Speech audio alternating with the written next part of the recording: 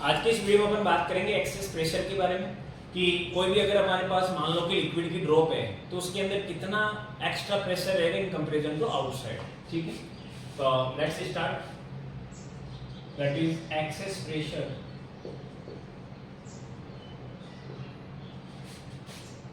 Inside liquid drop.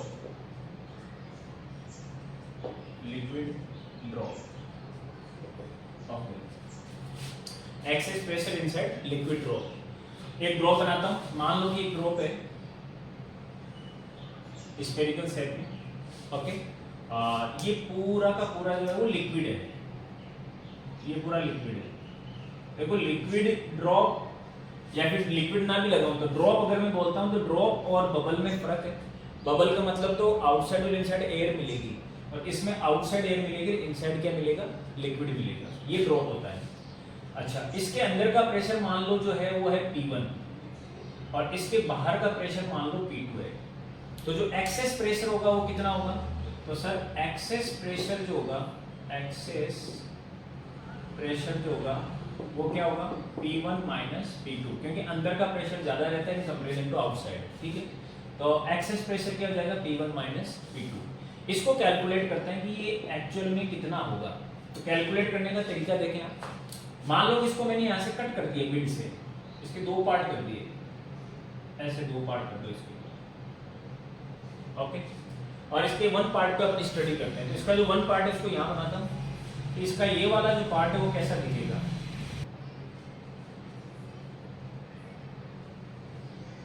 ऐसा दिखेगा। ठीक है, ये हो गया हमारे पास। और इधर जो प्रेशर है वो कितना है, P0 है, और इसके अंदर जो प्रेशर है वो कितना है, इसको नाम दिया था सॉरी P2, ये P2 था और यहाँ का प्रेशर P1 है। इस प्रेशर की वजह से फोर्स जो लगेगा वो ऐसे लगेगा और इस प्रेशर की वजह से जो फोर्स लगेगा वो ऐसे लगेगी। ठीक है, और मान लो कि इसका जो रेडियस है वो कितना है, ये इसका रेडियस है, दैट इज R। ओके, अगर अपन बात करते हैं कि सर ये कितना फोर्स लगाएगा, तो इधर कितना फोर्स लगेगा, दैट इज F2, और इधर कितना फोर्स लगेगा, दैट इज F1। ओके, दोनों की वैल्यू लिखते हैं। तो P होता है F अपॉन A, तो F कितना हो जाएगा, P multiply with A। P कितना हो जाएगा, P2, और एरिया कितना हो जाएगा, that is area exposed area, that is pi r square, that is pi r square, pi r square. ठीक है, एरिया ये वाला नहीं लेना है अपन को, एरिया ये वाला लेना है इफेक्टिव, एक्सपोज्ड बोलते हैं इसको। ठीक है, that is pi r square. उसी तरीके से यहाँ पर आ जाएगा F1 कितना होगा, that is P into A, और एरिया कितना हो जाएगा, तो ये भी वही एरिया हो जाएगा, एक्सपोज्ड एरिया मतलब ये वाला इफेक्टिव एरिया, तो that is pi r square. यानी कि एक तरीके से एरिया पे थोड़ा सा ध्यान रखें, ये वाला एरिया नहीं लेना है आपको, सरफेस वाला, ये इफेक्टिव एरिया लेना है अपन को, that is pi r square. Okay, तो अब ध्यान से देखें, इसके अलावा और क्या है, तो और भी फोर्स लग रहा है। कौन सा फोर्स लग रहा है, तो देखो ये इसका हाफ पोर्शन था, इधर वाला हाफ पोर्शन बचा हुआ है। इस हाफ पोर्शन की जो लिक्विड की सरफेस है, इधर वाला ये कट कर दिया और इधर एक लिक्विड की सरफेस बन गई, ये वाली लिक्विड की सरफेस बन गई। ठीक है, या फिर ये मान लो ऐसे है, ये लिक्विड हो गया, ये लिक्विड सरफेस है। ठीक है, ये लिक्विड सरफेस बन गई, इसको यहाँ कट किया, कट करने के बाद इधर वाला पोर्शन रह गया और ये हमारे पास क्या रहेगी, सरफेस, ये लिक्विड सरफेस। अब इस पे क्या लगेगा, तो सर लिक्विड सरफेस क्या बनेगा, इस पे लग रहा है सरफेस टेंशन। ठीक है, फिर से बता रहा हूं, समझना। इसको अपन ने दो पार्ट में सेपरेट कर लिया, एक पार्ट को छोड़ दिया, एक पार्ट पे कैलकुलेट करना चालू किया। इस पार्ट को जब अपन ने देखा तो ये दो तो फोर्स लग गए, एक तो लग गया बाहर से, एक लग गया अंदर से बाहर की तरफ। ठीक है, इसके अलावा क्या होगा, तो सर यहाँ जहां से आपने कट किया है यहाँ पर क्या बन रहा है, लिक्विड की सरफेस बन रही है। ये सरफेस क्या करेगी, इस लिक्विड सरफेस पे लगेगा सरफेस टेंशन। यहाँ पर ये एक्चुअल में सरफेस ये वाली है, ये वाली, ये पूरा का पूरा ये वाला, ये सरफेस बन गई, यहाँ से लेके ये यहाँ, ये सरफेस है। तो ये जो सरफेस है इसको प्रैक्टिकली देखो, ऐसा कटोरी जैसा ही है, ऐसा ये सरफेस है, ये सरफेस। तो ये जो हमारे पास सरफेस बना इस तरीके से, यानी कि कटोरी जैसा, ये वाला हेमिस्फीयर, ये जो सरफेस है इस पे क्या लगेगा, सरफेस टेंशन लगेगा। सरफेस टेंशन की वजह से इस लाइन पे क्या लगेगा, फोर्स लगेगा।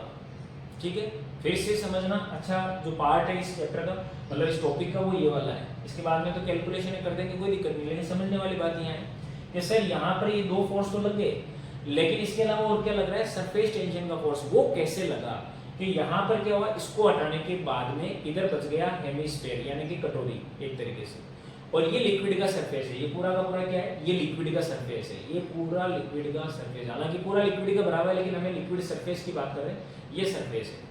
ये सरफेस पे क्या लग रहा है, सरफेस टेंशन। इस सरफेस टेंशन की वजह से इस लाइन पे क्या लगेगा, फोर्स।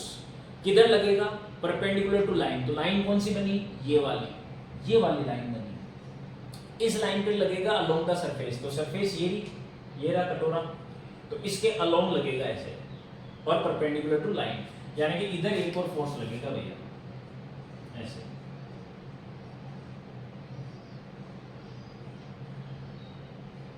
इस पूरी लाइन पे ये फोर्स और लगेगी।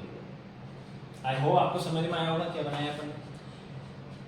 2-3 बार बता दिया, एक बार और बताता हूँ कि इसको कट करने के बाद में इधर का जो आधा पोर्शन था जिसको अपन कटोरी बोल रहे हैं, ये पूरा लिक्विड है, ये लिक्विड की सरफेस से सरफेस टेंशन लगा, इसकी वजह से इस लाइन पे क्या लगेगा, सरफेस टेंशन का फोर्स लगेगा। किधर लगेगा इंपॉर्टेंट है, तो लगेगा लाइन के परपेंडिकुलर। तो ये लाइन बनी थी ऐसे, जैसे हाथ पे लाइन बनी थी ऐसे, वैसे ये लाइन बनी ऐसे, इस पे लगेगा फोर्स सरफेस टेंशन का। किधर लगेगा, परपेंडिकुलर और अलोंग द सरफेस, ये सरफेस थी इसके अलोंग, ठीक है।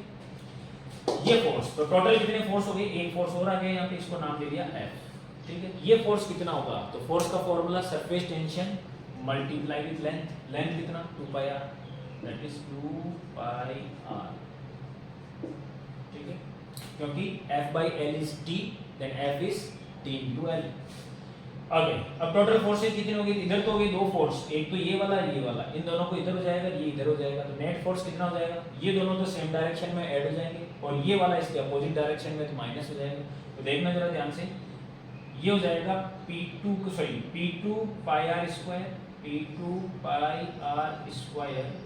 और plus this force that is T multiply 2πr, और ये वाला फोर्स किधर लग रहा है, इधर है 180 पे, तो फॉर्मूला लग जाएगा A minus B net force के लिए, तो ये हो जाएगा that is P1 pi r², ये बन जाएगा नेट फोर्स F या F बेस या जो भी है, ये नेट फोर्स हो गया हमारे पास, ठीक है।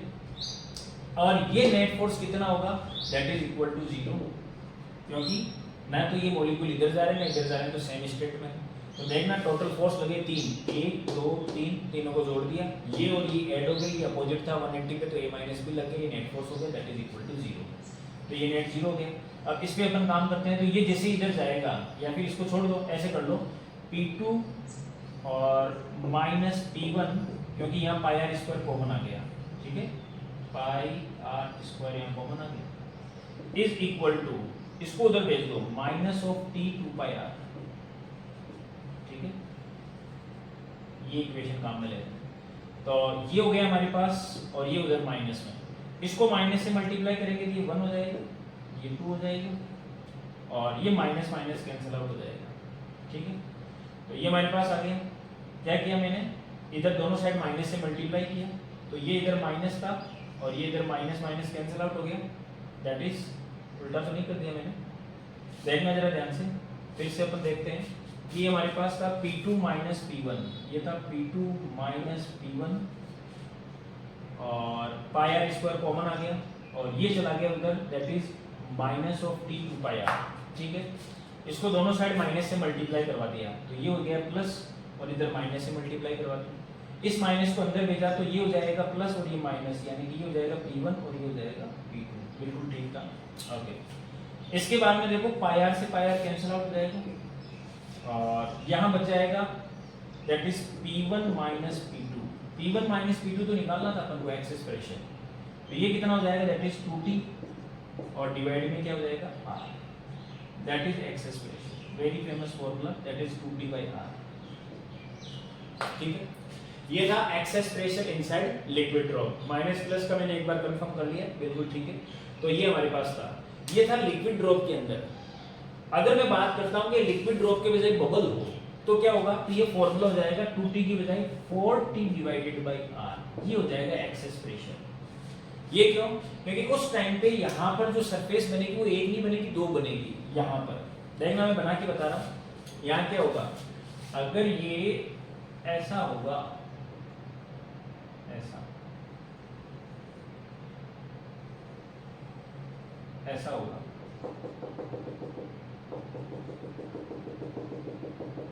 ऐसा होगा।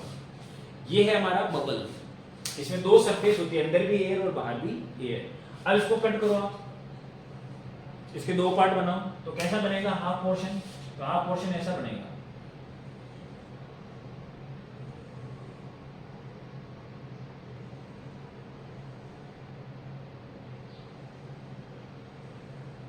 ऐसा बनेगा, ठीक है।